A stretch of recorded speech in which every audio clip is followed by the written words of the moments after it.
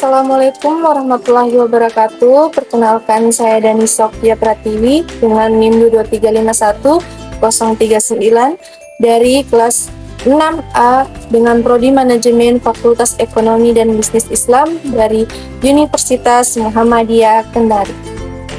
Pada kesempatan kali ini, saya akan mempresentasikan tugas mata kuliah konsentrasi SDM Human Capital Management yang diampu oleh Ibu Dr. Elianti Agus Mokodompit, SE MSI. Adapun topik yang akan saya bahas dalam video kali ini mengenai klasifikasi ukuran modal manusia.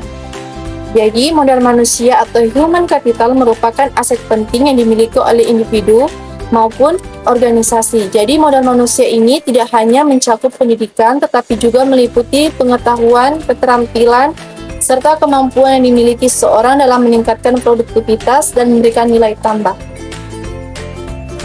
Jadi, karena modal manusia bersifat tidak berwujud atau intangible, maka cukup sulit untuk diukur secara langsung. Oleh sebab itu, diperlukan beberapa pendekatan untuk mengukur modal manusia agar nilainya dapat diketahui dengan lebih jelas.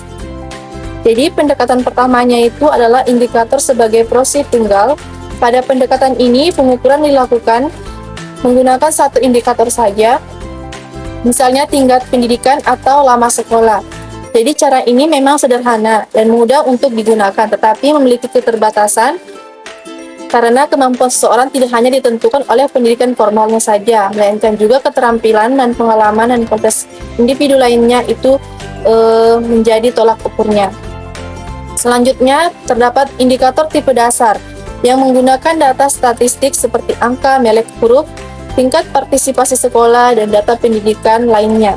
Meskipun informasinya cukup banyak, pendekatan ini memiliki kelemahan karena tidak memiliki ukuran yang seragam, sehingga sulit untuk kita digunakan untuk perbandingan secara menyeluruh. Pendekatan berikutnya adalah ukuran moneter modal manusia, yaitu pada saat pengukuran modal manusia dalam bentuk nilai uang, pendekatan ini terbagi menjadi tiga, yaitu pendekatan berbasis biaya.